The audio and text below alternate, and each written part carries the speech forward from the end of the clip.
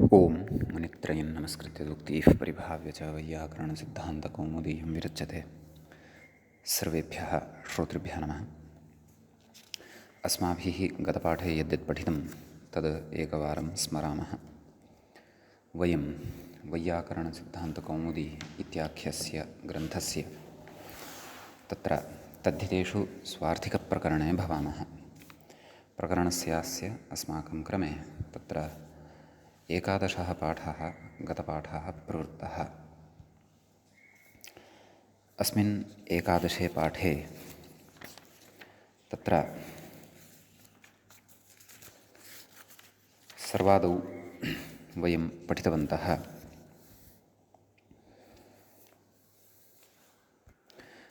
नवस्य नु आदेशः तनप् तनप् खाश्च प्रत्ययाः वक्तव्याः इति वार्तिकम्। अस्य वार्तिकस्य अर्थः दृष्टः, किञ्च अस्य उदाहरणानि नूतनं, नवीनम् इत्यादीनि तत्र साधितानि। तनप् प्रत्ययपक्षे, तनप् प्रत्ययपक्षे, ख प्रत्ययपक्षे च। ततः नश्च पुराणे प्रात् इति अग्रिमं वार्तिकं तत्र किञ्चन अस्माभिः पठितं।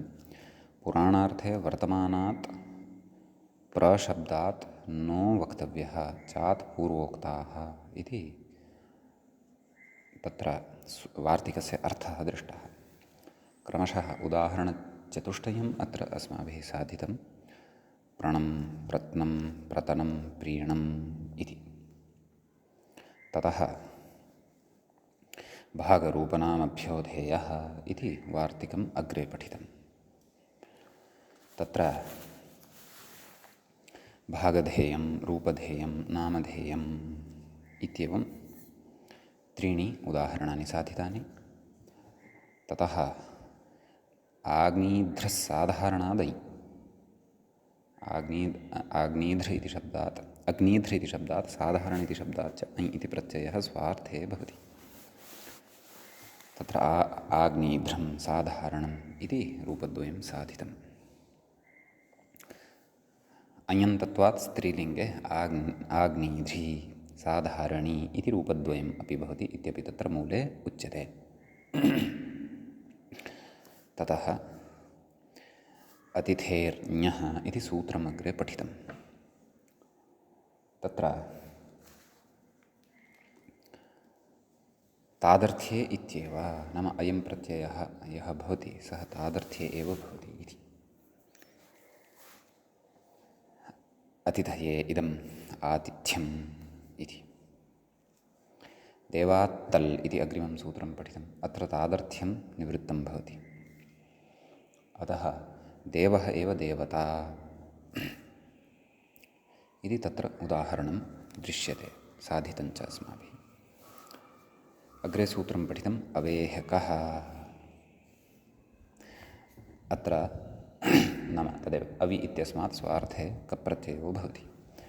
अतः अविः एव आविकः इति रूपं तत्र साधितम्।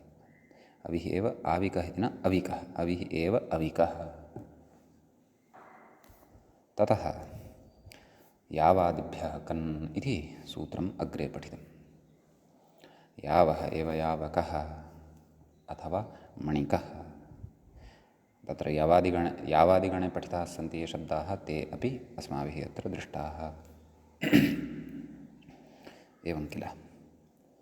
तदनन्तरं तत्र सूत्रं पठितं लोहितान् मणौ इति। तत्र मणौ वर्तमानात् लोहितशब्दात् स्वार्थे कन् प्रत्ययः भवति इति तस्य अर्थः दृष्टः। लोहितः एव, लोहितकः मणिः इति उदाहरणं तत्र साधितं। माणिक्यमयः मणिरेव अत्र मणिः विवक्षितः भवति इति व्याख्यात्रा बोधितं। ततः सूत्रं पठितं वर्णे चानित्ये इति। तत्र अनित्यवर्णे विद्यमानात् लोहितशब्दात् स्वार्थे कन् स्यात् इति अर्थः दृष्टः। अमण्यर्थम् इदम् इति तत्र पठितं। ततः तत्र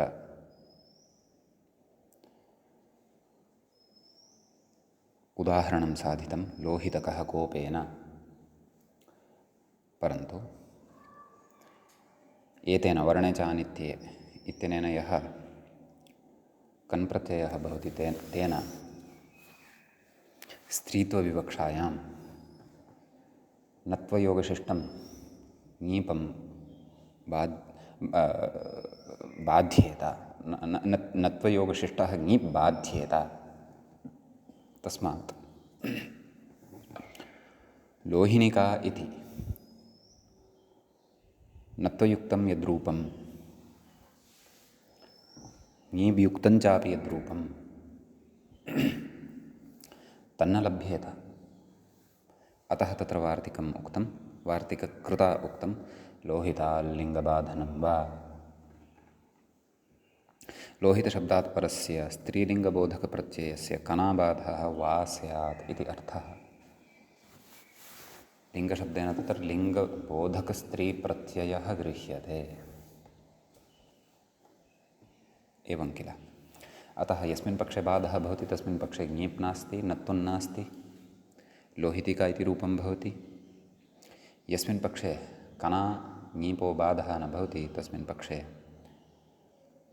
ङीपपि अस्ति, नत्वमपि अस्ति, टाबपि अस्ति, सर्वम् अस्ति। केणः इत्यनेन ह्रस्वे सति, नाम ङीपः ईकारस्य ह्रस्वे सति लोहिनिका इत्यपि रूपं भवति इति तत्र अस्माभिः विस्तरेण पठितम्। अत्र विचाराः केचन क्रियमाणाः वर्तन्ते। यद्यपि उद्ग्रन्थस्थाः विचाराः अथवा विशिष्टाः विचाराः तु अग्रे आरब्धव्याः वर्तन्ते, परन्तु लोहितिका लोहितिका इति रूपद्वयं कथं सिद्धं भवति अत्र व्याख्यातरा। यद्यपि अस्माभिः साधितमेव, परन्तु व्याख्याक्रमेण वयं पठन्तः स्मः। तत्र कथपाठस्य अन्ते पङ्क्तिषु अस्माभिः पठितं, नाम आदौ तु वार्तिकस्य अर्थः दृष्टः, तदनन्तरं तत्र उक्तम् असति तु कना ङीपः बाधे लोहिनी शब्दात् कनि केणः इति ह्रस्वे कन्नन्ताट्टापि लोहिनिका इति सिद्ध्यति इति तत्र उक्तम्।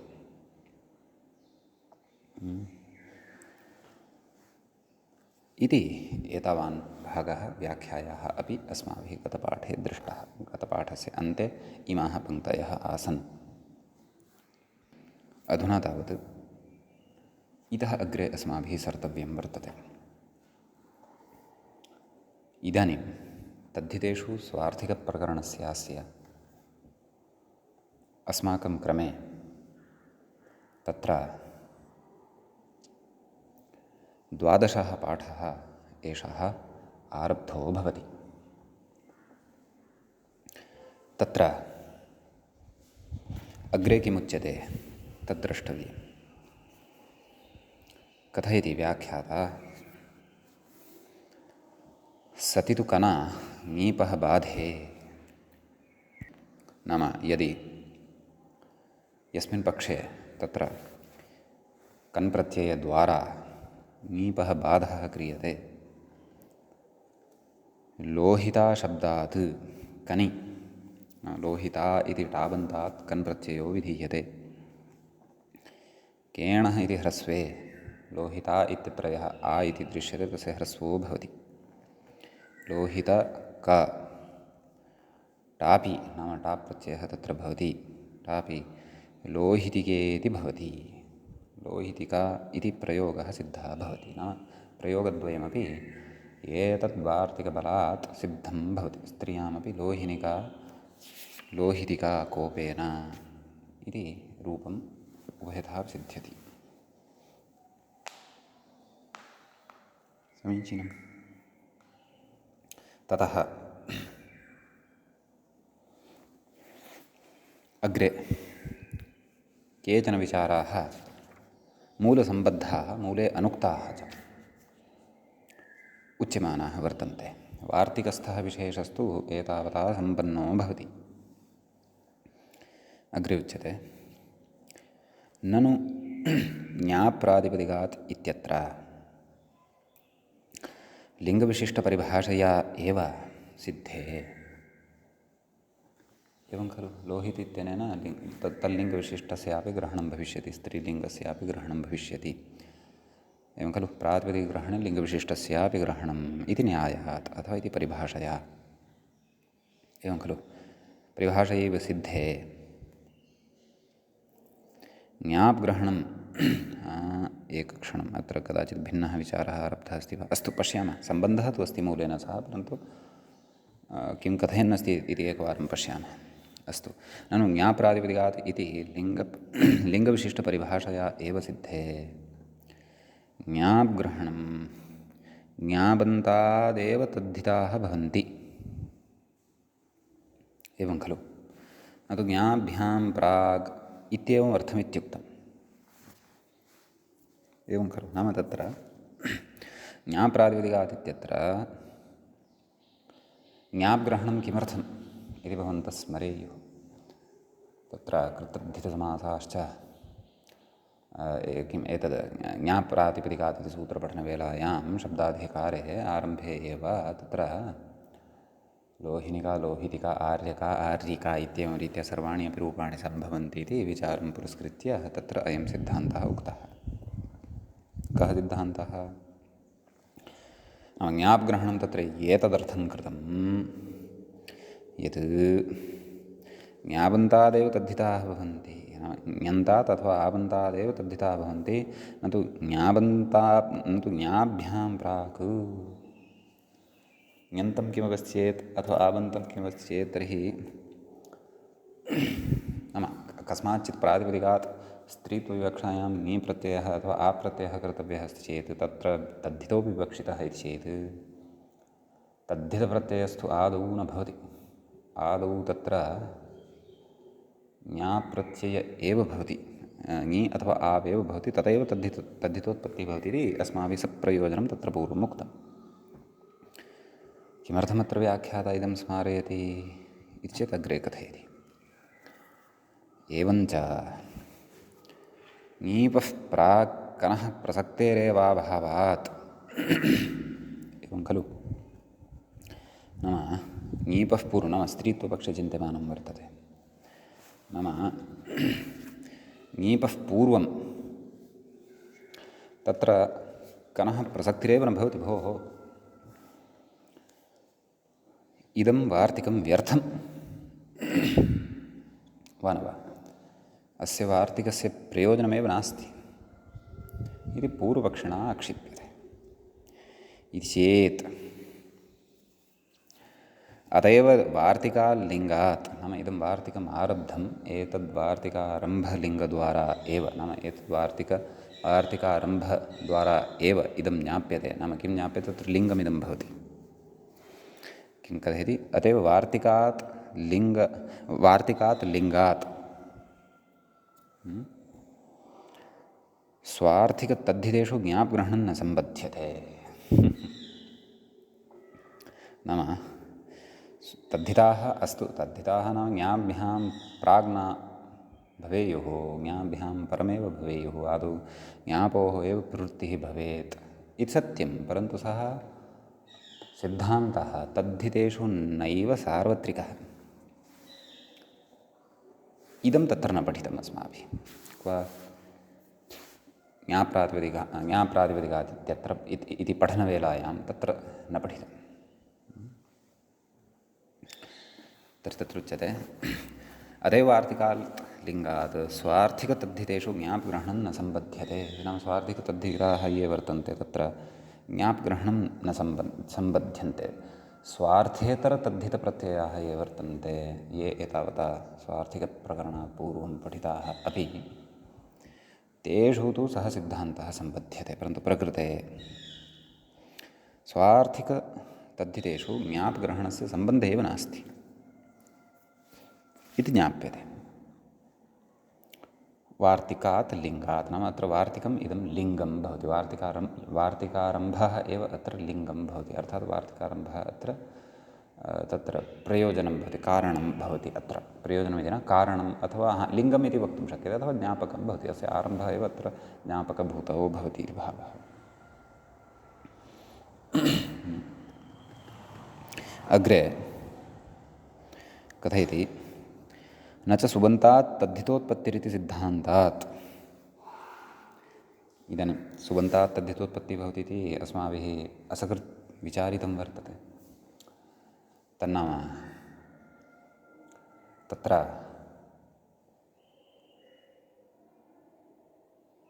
घकालतनेषु कालनाम्नः इति ज्ञापकं तत्र भवति, सप्तम्याः अलुक् एवं खलु। नाम घप्रत्यये परतः सप्तम्याः अलुक् भवति, तर्हि सुबन्तमादौ सम्पन्नं ततः घप्रत्ययः आयातः वा न वा, अत एव सप्तम्याः अलुक् उच्यते तत्र।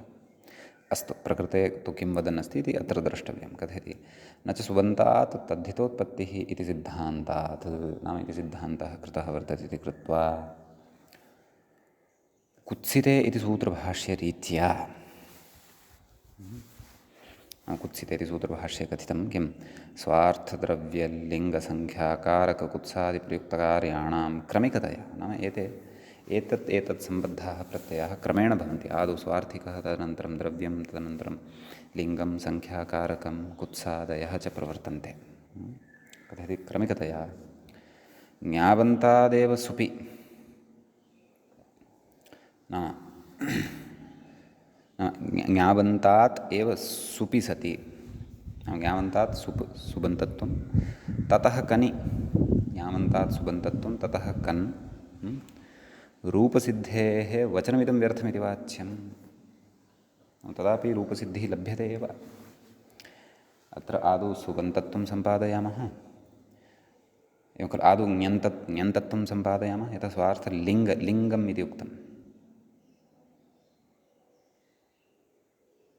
ततः सुबन्तत्वं सम्पादयामः,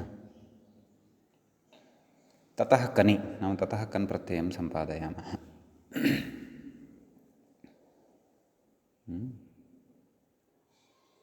परन्तु अत्र स्वार्थ तु सर्वादौ उक्तः, तर्हि कन् अत्र सर्वेभ्यः पश्चात् कुतः प्रदर्श्यमानः वर्तते व्याख्यात्रा। अस्तु, पश्यामः किं वदति अग्रे।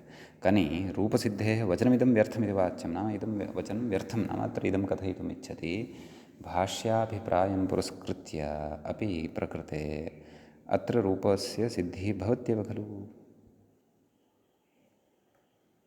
आदौ स्वार्थिकप्रत्ययः भवतु, तदनन्तरं लिङ्गविधायकः प्रत्ययः भवतु, तदनन्तरं तदेव सङ्ख्यावाचकत्वम् अथवा ततः तत्र विशिष्टत्वात् सूत्पत्तिः भवतु। अतः इदं वचनं व्यर्थं भवति इति न च वाच्यम्। कथयति अत एव स्वार्थिकतद्धितानां प्रातिपदिकादेव प्रवृत्तिविज्ञानात् इत्यन्यत्र विस्तरः। नाम एतत् अयं वार्तिकारम्भः एव तत्र अस्य सिद्धान्तस्य ज्ञापकः भवति। कः? अतएव स्वार्थी, नाम अस्माद् वार्तिकादेव स्वार्थिकतद्धितानां, नाम स्वार्थिकतद्धितप्रत्ययाः ये वर्तन्ते ते साक्षात् प्रातिपदिकात् विधीयन्ते। सुबन्तात् ते विधेयाः इति नास्ति। अन्ये तद्धिताः न, परन्तु स्वार्थिकतद्धिताः एवं किल इति अन्यत्र विस्तरः। नाम अयं विषयः अन्यत्र क्वचित् उद्ग्रन्थे वा महाभाष्ये वा अथवा मनोरमादिषु भवितुमर्हति, प्रौढमनोरमादिषु, तत्र विस्तरेण अयं विषयः उक्तः वर्तते इति केचन उद्ग्रन्थस्थाः विचाराः अत्र उक्ताः।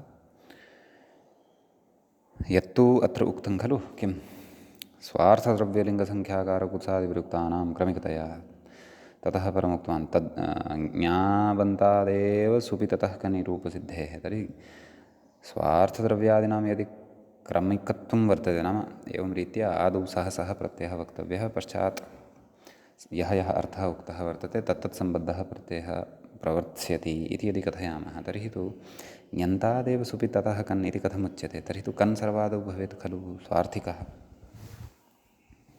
अतः अत्र विस्तरज्ञानाय उद्ग्रन्थः एव द्रष्टव्यः। व्याख्यात्रा कृता स्पष्टता पर्याप्ता नास्ति इति मम भाति।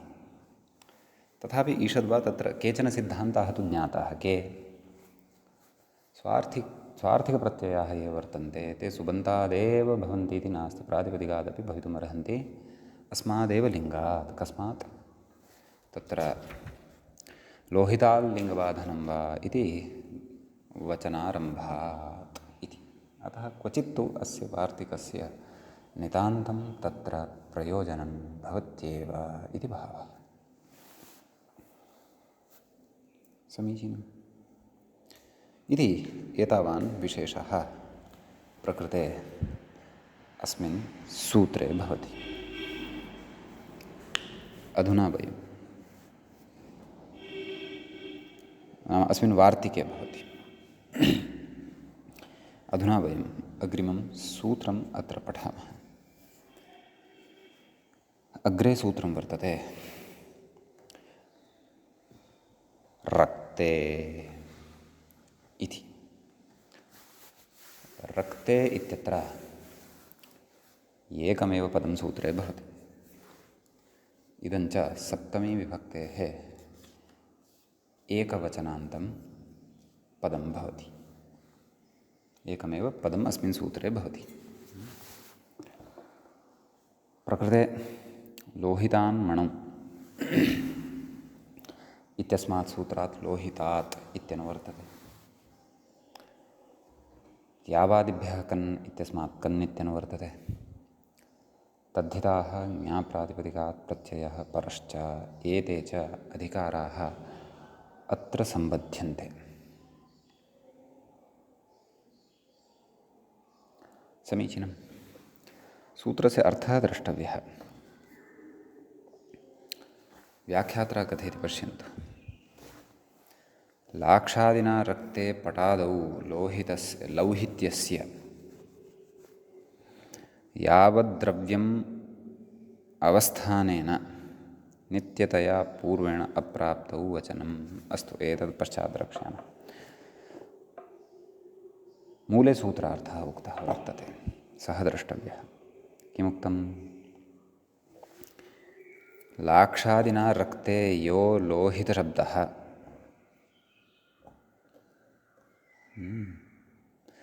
तस्मात् कन् स्यात् इति। एवं किल इति।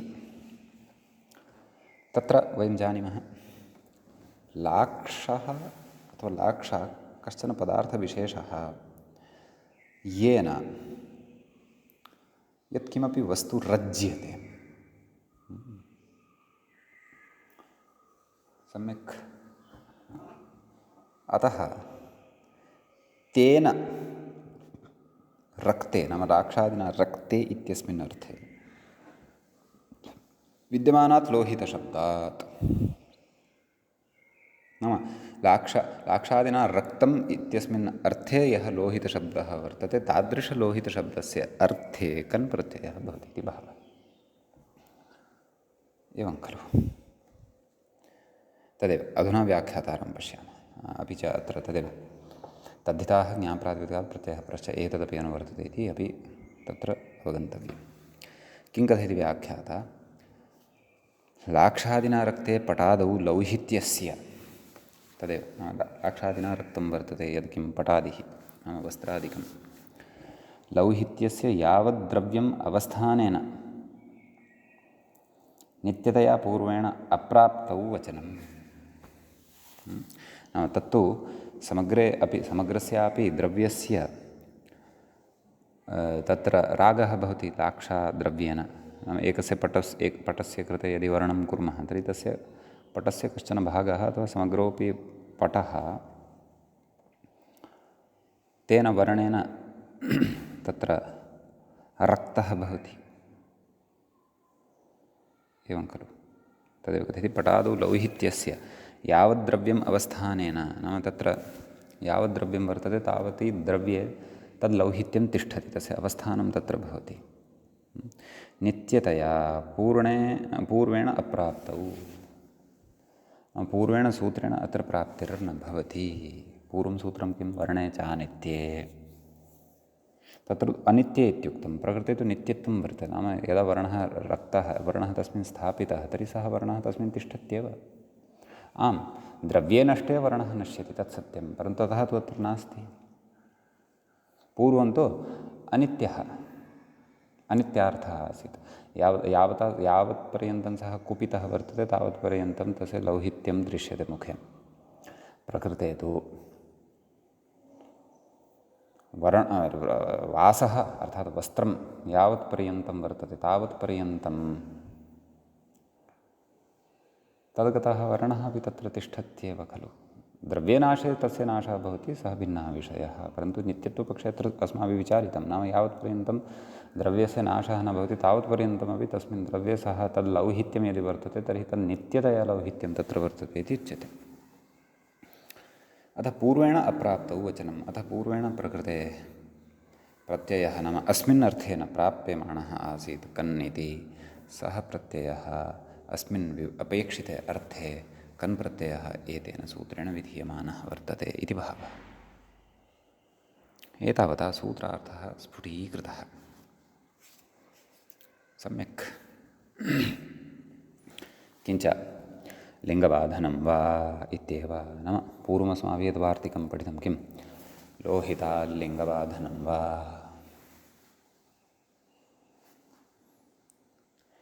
तदपि अत्र सम्बध्यते एव इति भावः, इति लाघवेन उक्तवान् अत्र। तस्यापि वार्तिकस्य अत्र सम्बन्धः वर्तते एव।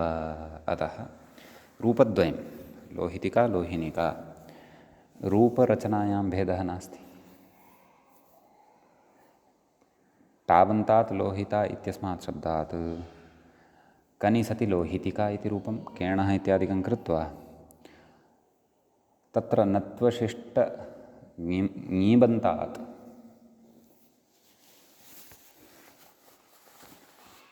तत्र कनि सति केणः इत्यादिकं कृत्वा लोहिनिका इति च रूपं तत्र सिद्धं भवति, भेदो नास्ति। द्रव्ये तु नाम विशेष्य भूते द्रव्ये तु भेदः वर्तते।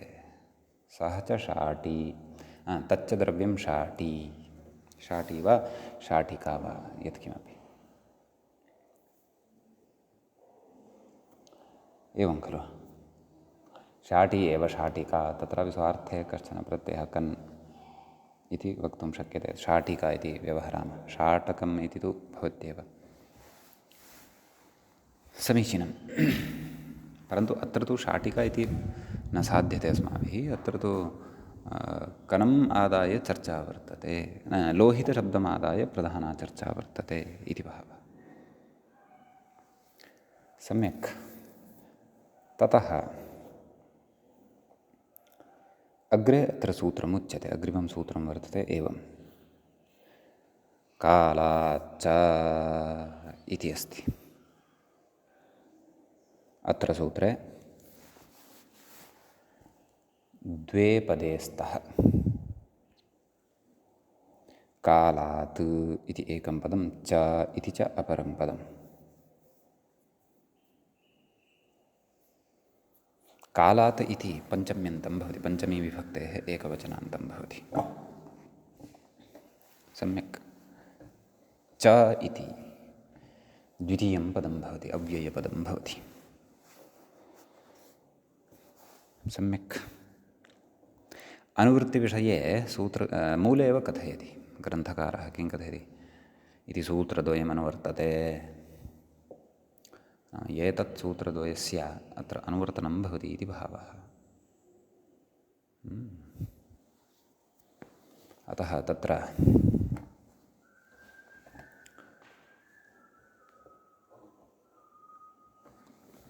किं किं तत् सूत्रद्वयं तदेव कथयति। अनित्ये वर्णे रक्ते च, अग्रे नाम सूत्रार्थः एव अस्ति उच्यमानः, परन्तु तदेव नाम वर्णे च अनित्ये इति सूत्रं, रक्ते, एतत् सूत्रद्वयमपि अत्र अनुवर्तते इति भावः।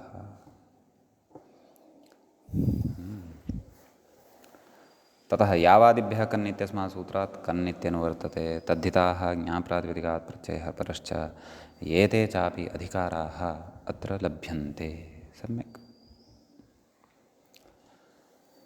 व्याख्याता कथयति अनित्ये वर्णे रक्ते च वर्तमानात् स्वार्थे कन् इति फलितम्। एवं किल। परन्तु तदेव लोहितशब्दः तु अत्र नानुवर्तते। अर्थः द्वाभ्यां सूत्राभ्याम् अर्थः एव अत्र अनुवर्तते। अनित्यवर्णे रक्ते च वर्तमानात् कस्मात् काल इति शब्दात् कालशब्दविषये अत्र उच्यमानं वर्तते।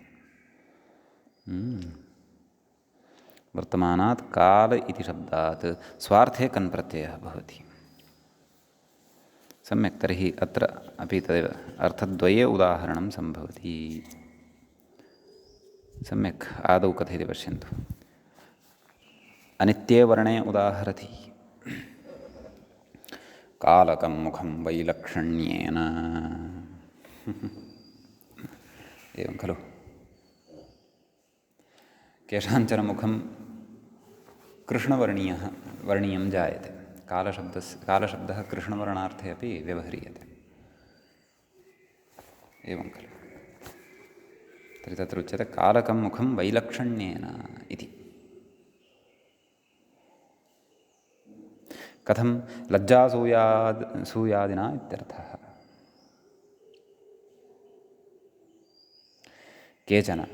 केषाञ्चन तथा लज्जा भवति। दुष्टं कार्यं कृतं भवति तैः, परन्तु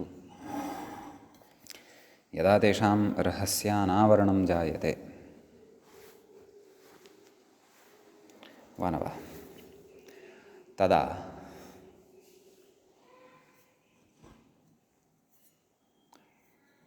तत्र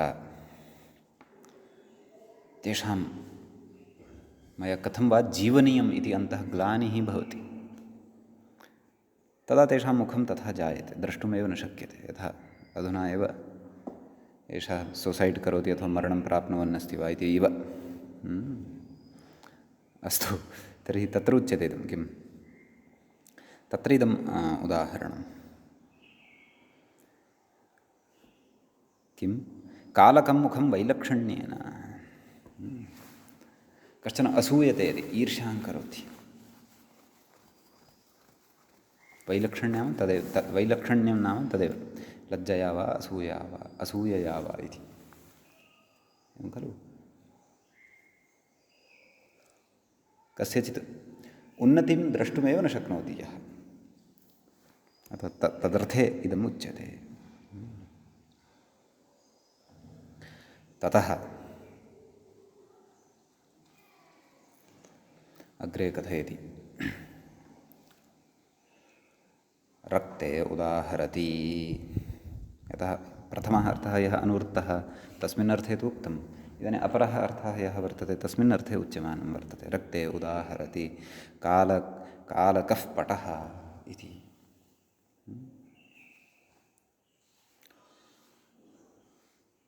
एवं किल। नील्यादिना इति शेषः। एवं किल। नाम वर्णविशेषेण रक्तं वर्तते यत्, अथवा रक्तः यः पटः, सः पटः कालकः पटः। कृष्णवर्णेन रक्तः यः पटः सः कालकः पटः, अथवा कालिका शाटी। कृष्णवर्णेन रक्ता या शाटी सा कालिका शाटी। नील्यादि इति कथयति, नाम केवलस्य कृष्णवर्णस्य एव तत्र नाम काल इति भवति इति तु नास्ति। नील्यादीनामपि काल इति नाम भवति। नील्या अन्वक्तव्यः इत्यादि, नील्या अन्वक्तव्यः इत्यादीनि वार्तिकवचनानि अस्माभिः स्त्रीप्रत्ययप्रकरणे पठितानि इति स्मरामि। अस्तु। तर्हि एवं रीत्या अयं कश्चन विशेषः प्रकृते सूत्रे भवति। वर्णे चानित्ये रक्ते इति सूत्रद्वयम् अनुवर्तते इति अत्र मूले एव उक्तमासीत्। तत्तु अस्माभिः चर्चितमेव। सूत्रार्थोऽपि अत्र सम्यक् विचारितः। इदानीम् अग्रे अत्र अग्रिमं सूत्रम् आरभ्यते। अग्रे सूत्रं वर्तते विनयादिभ्यष्ठक् इति। तत्र विनयादिभ्यः इति प्रथमं पदं भवति।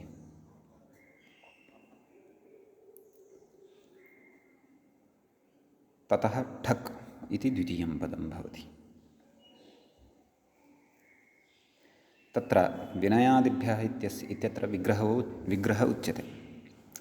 विनयः आदौ येषां ते विनयादयः तेभ्यः विनयादिभ्यः बहुव्रीहि समासो भवति। ठक् ठक् इति प्रथमान्तं भवति। प्रकृते तद्धिताः ज्ञाप्रातिपदिकात् प्रत्ययः परश्च एते अधिकाराः अनुवर्तन्ते। एवं किल।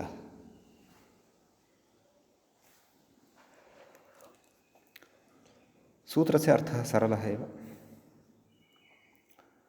विनयादिगणे पठिताः सन्ति ये शब्दाः तेभ्यः शब्देभ्यः स्वार्थे ठक् प्रत्ययः भवति इति। तत्र गणे अत्र के भवन्ति पठिताः शब्दाः तदर्थम् अयं गणपाठः सकृत् अस्माभिः वर्तते द्रष्टव्यः। चेत् तत्र एवं सन्ति शब्दाः विनय समय। तदनन्तरं तत्र गणसूत्रमेकं वर्तते तद् अत्रापि पठिष्यते कौमुद्याम्। उपायो ह्रस्वत्वं च इति। तदनन्तरं सम्प्रति सङ्गति कथञ्चित् अकस्मात् समाचार उपचार समाय समयाचार व्यवहार संप्रदान समुत्कर्ष समूह विशेष अत्यय एते केचन शब्दाः अत्र वर्तन्ते पठिताः। सम्यक् मूले उदाह्रियते पश्यन्तु। विनय एव वैनयिकः नाम साक्षात् तत्र सूत्रार्थः सरलः एव अस्ति इति कृत्वा सूत्रार्थम् अनुक्त्वैव उदाहरणादेव पाठकाः सूत्रार्थं गृहीष्यन्ति इति कृत्वा तत्र उक्तम्। अतः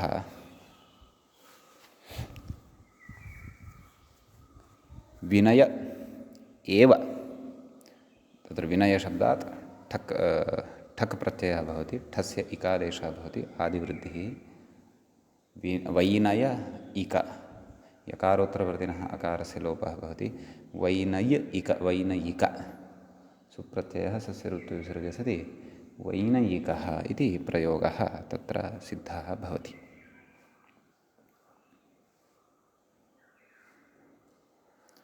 समीचीनम्। अग्रे किं कथयति? सामयिकः। समयशब्दोऽपि तत्र पठितः खलु। समयः एव सामयिकः। तर्हि समयः सामयिकः इत्यनयोः अर्थः समानः भवति। यतोहि अत्र स्वार्थे एव अयं ठक् अतः सम्यक्। अग्रे तत्र व्याख्याता इङ्गितं करोति उपायाद् ह्रस्वत्वं च इति। मूले पश्यन्तु। उपायात् ह्रस्वत्वं च उपायाद्ध्रस्वत्वं च इति अस्ति। कथयति अग्रे गणसूत्रमिदं नाम इदं गणसूत्रं भवति भोः। तत्र उच्यते उपायशब्दात् स्वार्थे ठक् नाम उपायशब्दः यः वर्तते तस्मात् शब्दात् स्वार्थे ठक् इति प्रत्ययः भवति इति। प्रकृतेर्दीर्घश्च प्रकृतेर्दीर्घस्य ह्रस्वत्वञ्च एवं खलु। नाम प्रकृतिः का उपाय, तस्मात् स्वार्थे ठक् प्रत्ययः। प्रकृतौ यः दीर्घवर्णः वर्तते कः? पकारोत्तरवर्ती आकारः। नैव नैव नैव प्रकृते सत्यं सत्यं प्रकृतेर्दीर्घश्च नाम सः आकारः एव दीर्घः दृश्यते उपाय इति प्रकृतौ। प्रकृतेर्दीर्घस्य ह्रस्वत्वञ्च, प्रकृतेर्दीर्घश्च इति न, प्रकृतेर्दीर्घस्य ह्रस्वत्वञ्च नाम तत्र विद्यमानस्य आ इति वर्णस्य ह्रस्वत्वेन अ इति वर्णोऽपि भवति इति भावः। सम्यक्। अतः उपाय ठक् आदिवृद्धिः इकादेशः आदौ औपाय इक एवं खलु। वस्तुतः अत्र तदेव ठकः प्रवृत्तिवेलायां नाम ठकः अनन्तरमेव तत्र उपाय इत्यत्र पकारात् परतः यः आ इति वर्णः वर्तते तस्य स्थाने ह्रस्वः अकारः आगच्छति। अतः उपाय इक आदिवृद्धिः भवति एवं किल। कित्वात् तद् किति च इत्यनेन आदिवृद्धौ सति उ इत्यस्य स्थाने औ इति आगच्छति। औपाय इक यस्य च इत्यनेन अलोपः भवति औपायिक। क्षन्तव्यः औपयिक औपायिक इति न, यतोहि ह्रस्वोऽपि तत्र कृतः खलु। औपयिक इति तत्र अयं प्रयोगः सिद्धः भवति। कोऽर्थः चेत् उपायः एव औपयिकः। मम सविधे एकः उपायः अस्ति एवम् अपि वक्तुं शक्यते। मम सविधे एकः औपयिकः वर्तते एवमपि वक्तुं शक्यते। समीचीनं। कथयति प्रकृतेर्दीर्घस्य अस्तु अग्रे किं वक्तुं ह्रस्वत्वस्य ह्रस्वविधौ वैयर्थ्यात् दीर्घस्य इति गम्यते। दीर्घस्य इति अर्थः कुतः लब्धः? यतः गणसूत्रं यद् वर्तते तस्मिन् गणसूत्रे तु उपायाद् इत्येव खलु उक्तं। तर्हि कस्य ह्रस्वत्वम् इति चेत् उपाय इत्यत्र उ अपि च पकारात् अनन्तरं क्षन्तव्यः यकारानन्तरं यः अकारः वर्तते तयोः स्थाने तु ह्रस्वत्वं भवितुं नार्हति। कुतः? यतोहि तौ तु द्वौ आदवेव ह्रस्वौ स्तः। तर्हि अवशिष्टः कः? दीर्घः, तस्य ह्रस्वत्वं गम्यते।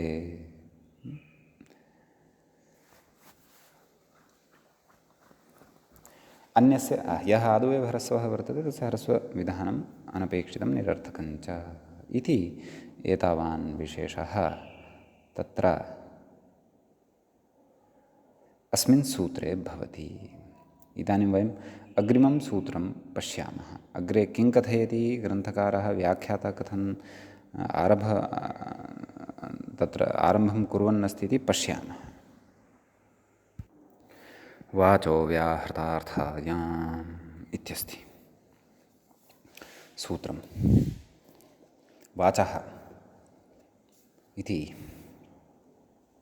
पञ्चम्यन्तं भवति वाच् इति शब्दस्य। व्याहृतार्थायाम् इति व्याहृता इति शब्दस्य सप्तमी विभक्तेः एकवचनान्तं भवति। ततः प्रकृते तत्र तद्धिताः नैव विनयादिभ्यष्ठक् इत्यस्मात् सूत्रात् तत्र ठक् इति अनुवर्तते। ततः तद्धिताः ज्ञाप्रातिपदिकात् प्रत्ययः परश्च एतेषाञ्च अनुवर्तनम् अत्र भवति। ततः सूत्रस्य अर्थः द्रष्टव्यः। कथयति व्याख्याता तत्र मूलेपि सूत्रार्थः उक्तः वर्तते, परन्तु तत्र मूलसूत्रार्थं प्रति प्रापणाय व्याख्यात्रा किमपि उच्यमानं वर्तते यदस्माभिः पठनीयम्। इदम् अस्य वक्तव्यं दूतं प्रति यः अर्थः उच्यते सः व्याहृतः। व्याहृतः अर्थः अस्य इति विग्रहः। तदाह सन्दिष्टार्थायाम् इति मूले पश्यन्तु। व्याहृतार्थायाम् इत्यत्र विग्रहः कः कृतः? सन्दिष्टार्थायां वाचि विद्यमानात् नैव पुनः सन्दिष्टार्थायां वाचि विद्यमानात् वाक्शब्दात् स्वार्थे ठक् स्यात् इति। तत्र सन्दिष्टार्था या वाक् भवति तस्यां विद्यमाना या वाक् नाम तस्मिन् अर्थे नाम सन्दिष्टार्थे विद्यमाना या वाक्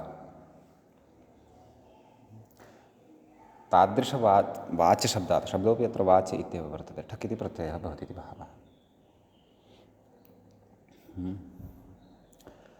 तत्र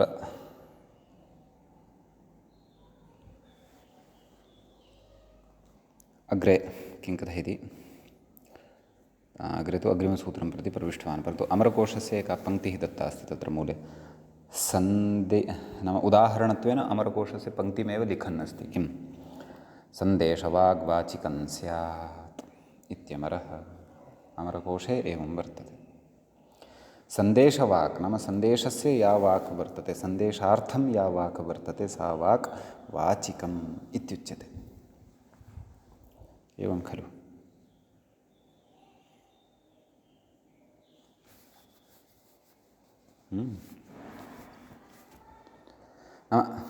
केनचन कस्यचित् हस्ते कश्चन सन्देशः प्रेषितः।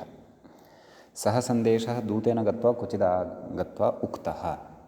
तर्हि तद् कथनसमये या वाक् तेन उपयुज्यमाना वर्तते सा वाक् तत्र वाचिकम् इत्युच्यते। तदेव अत्र वाचशब्दात् ठक् प्रत्ययः तस्य इकादेशः पर्जन्यवल्लक्षणप्रवृत्ते आदिवृद्धिः भवति, वाचिकम् इति रूपं सिद्धं भवति। व्याख्यात्रापि तदेव उक्तम्। इदम् अस्य वक्तव्यं दूतं प्रति योऽर्थः उच्यते सः व्याहृतः। अतः अस्मात् व्याहृतार्थायाम् इत्यस्मादेव अयं सर्वोऽपि अर्थः आयाति। अतः तत्र अमरकोशे तेन सरलतया लिखितं, तेन सूत्रस्य अर्थः अपि स्पष्टतया अवगतः भवति। सन्दिष्टार्थः च वाक्या का भवति इत्यपि विषयः अस्माकं स्फुटः भवति। सन्देशवाग्वाचिकं स्यात् इति वाचिकम् इति उदाहरणमत्र सिद्धं भवति इति एतावान् विशेषः अस्मिन् सूत्रे भवति। इदानीम् अग्रिमं सूत्रम् अत्र पठ्यते। सूत्रं वर्तते तद्युक्तात् कर्मणोऽण् इति। सूत्रे तद्युक्तात् इति प्रथमं पदं भवति पञ्चम्यन्तं। कर्मणः इति अपि पञ्चम्यन्तमेव पदं भवति। अण इति प्रथमान्तं भवति।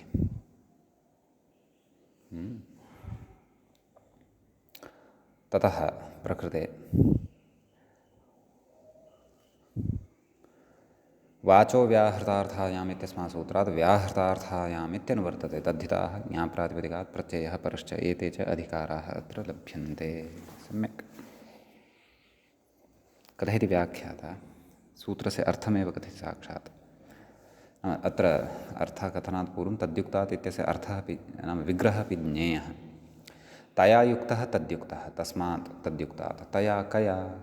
तदेव सन्दिष्टार्था वाक् अथवा व्याहृतार्था या वाक् भवति सा तया। सम्यक् कथयति सन्दिष्टार्थया दूतवाचा यत्प्रयुक्तं कर्म तदभिधायिनः कर्मन् शब्दात् स्वार्थे अण् इत्यर्थः। एवं खलु? कर्मशब्दात् कर्मन् शब्दात् तत्र अण् भविष्यति। एवं खलु? नाम प्राक्तनसूत्रे यः अर्थः उक्तः तदर्थेन युक्तं यत् कर्म, तस्मिन् अर्थे कर्मन् इति शब्दादेव स्वार्थे अण् इति प्रत्ययो भवति इति भावः। अतः तत्र उच्यते नाम तादृश अर्थोपेतः यः कर्मन् इति शब्दः तस्मिन् स्वार्थे नाम तस्मात् स्वार्थे अण् इति प्रत्ययो भवति इति भावः। एवं खलु। कर्म एव कार्मणम् इत्युच्यते। कर्म एव कार्मणं तर्हि कर्मन् इति शब्दात् तत्र अयं प्रत्ययः भवति कः? अण् इति प्रत्ययः भवति। कर्मन् अण् नस्तद्धिते इत्यनेन टेर् लोपः सम्प्राप्तः, परन्तु टेर् लोपो न भवति। अतः तत्र उच्यते किम् अन् इति प्रकृतिभावान्नटिलोपः, नाम अन् इति भवति इति सूत्रं यदस्माभिः पूर्वं पठितं, तेन प्रकृतिभावः अत्र भवति। तत् प्रकृतिभावसामर्थ्यादेव प्रकृते टेर् लोपः न भवति, नाम टिः न लुप्यते। टिभागः यः अत्र वर्तते तस्य लोपो न भवति इति। तर्हि कर्मन् आदिवृद्धिस्तु भवत्येव। कार्मन् कार्मण अणत्वमपि भवति। कार्मण सु अं पूर्वरूपादिकं विधाय कार्मणम् इति रूपं सिद्धं भवति। अग्रे कथयति व्याख्याता। दूतवाक्यं श्रुत्वा तथैव यत्क्रियते कर्म तत् कार्मणम् उच्यते। तदाह वाचिकं श्रुत्वेति मूले पश्यन्तु। वाचिकं श्रुत्वा क्रियमाणं कर्म इत्यर्थः। तद्युक्तात् कर्मणः। दूतः आगतः, तेन सन्देशः उक्तः, अस्माकं तत् सन्देशं श्रुत्वा यथा योग्यं तद् अनुभूतम्, अतः अस्माभिः तदनुगुणं कर्तुम् आरब्धम्। सम्यक्। अतः तादृश अर्थे तत्र अयम् अणप्रत्ययः भवति। वाचिकं श्रुत्वा क्रियमाणं यत् कर्म भवति, अथवा वाचिकम् अनुसृत्य यत् क्रियमाणं कर्म भवति तद् कार्मणम् इत्युच्यते। सम्यक्। अतः तत्र अयं प्रयोगः विशिष्टः कश्चन अस्माभिः ज्ञातः। एतावानेव विशेषः अस्मिन् सूत्रे भवति। इदानीम् अग्रिमं सूत्रं पश्यामः। अग्रे सूत्रं वर्तते ओषधेरजातौ इति। ओषधेः इति तत्र पञ्चम्यन्तं पदं भवति। पञ्चमी विभक्तेः एकवचनान्तं भवति ओषधि इति शब्दस्य। ततः द्वितीयं पदं भवति अजातौ इति।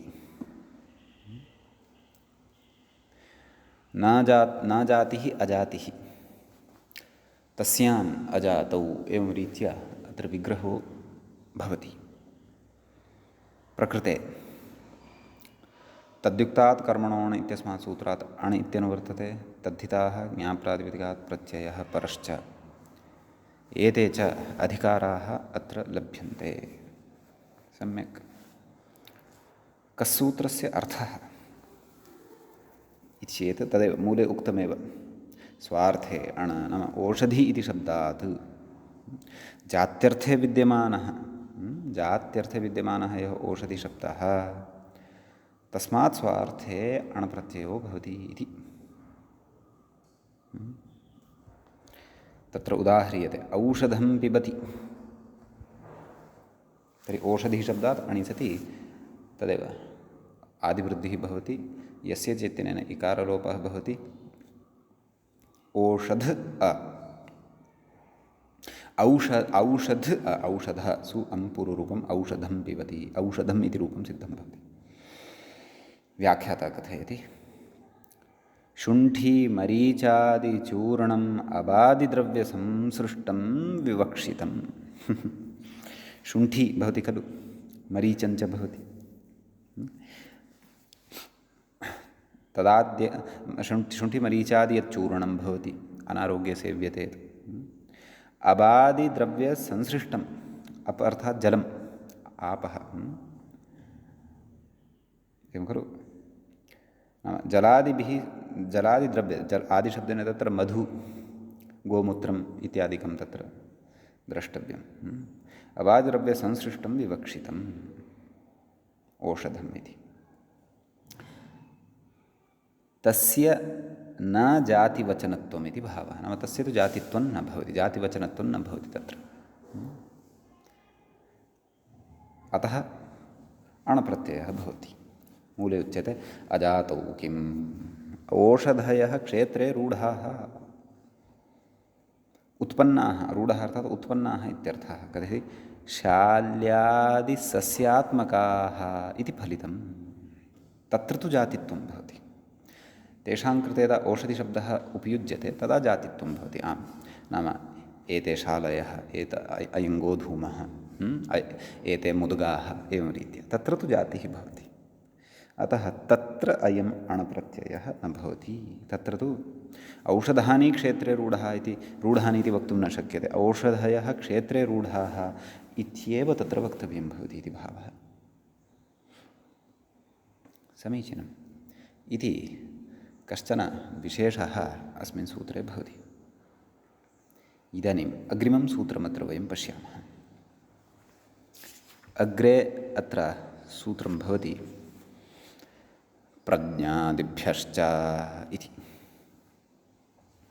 सूत्रे द्वे पदे भवतः प्रज्ञादिभ्यः, ततः द्वितीयं पदं भवति च इति। प्रज्ञा आदिः येषां ते प्रज्ञादयः, नाम कश्चन गणः वर्तते, तत्र केचन शब्दाः पठिताः, ते प्रज्ञादयः। च इति तु अव्ययं भवति।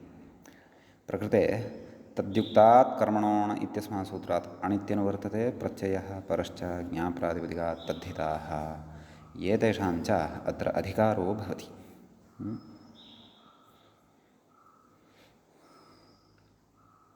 कोऽर्थः? व्याख्याता कथयति स्वार्थे अण् इति शेषः, अर्थात् प्रज्ञादिगणे पठिताः सन्ति ये शब्दाः, तेभ्यः शब्देभ्यः स्वार्थे अण् इति प्रत्ययो भवति इति भावः। तर्हि उदाहरणसाधनात् पूर्वं के तावत् प्रज्ञादिगणशब्दाः सन्ति पठिताः इति पश्यामः। तत्र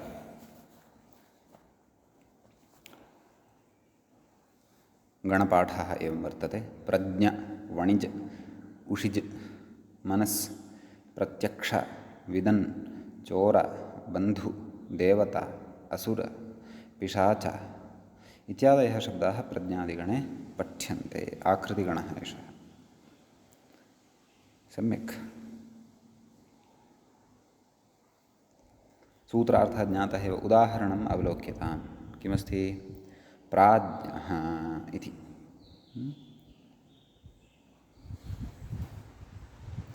प्रज्ञ एव प्राज्ञः इत्युच्यते। प्रज्ञः नाम जानाति, प्रजानाति यः सः प्रज्ञः, प्रकृष्टतया जानाति यः सः प्रज्ञः। जानाति इति ज्ञः खलु, प्र उपसर्गः योजितश्चेत् प्रजानाति इति प्रज्ञः, सम्यक्तया प्रकृष्टतया यः जानाति। सम्यक्। तदेव उक्तवान् च व्याख्याता, प्रजानाति इति प्रज्ञः।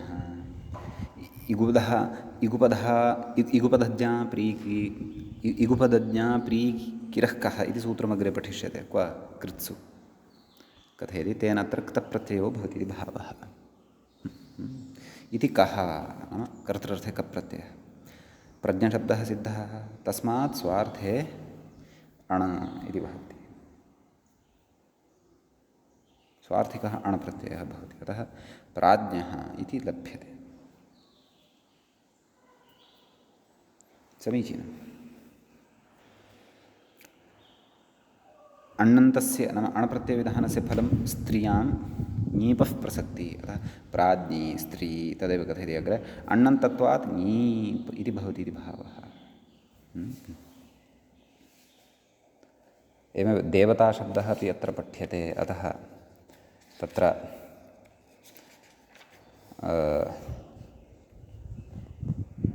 दैवतम् इत्यपि खलु साध्यमानं वर्तते। दैवतः इति। देवता एव दैवतः। अणिसति दैवतः इति प्रयोगः सिद्धः भवति। तर्हि देवताशब्दस्तु स्त्रियामेव, परन्तु देवता एव इति स्वार्थ अणन्तः दैवतः इत्यपि तत्र प्रयोगः भवत्येव। सम्यक्।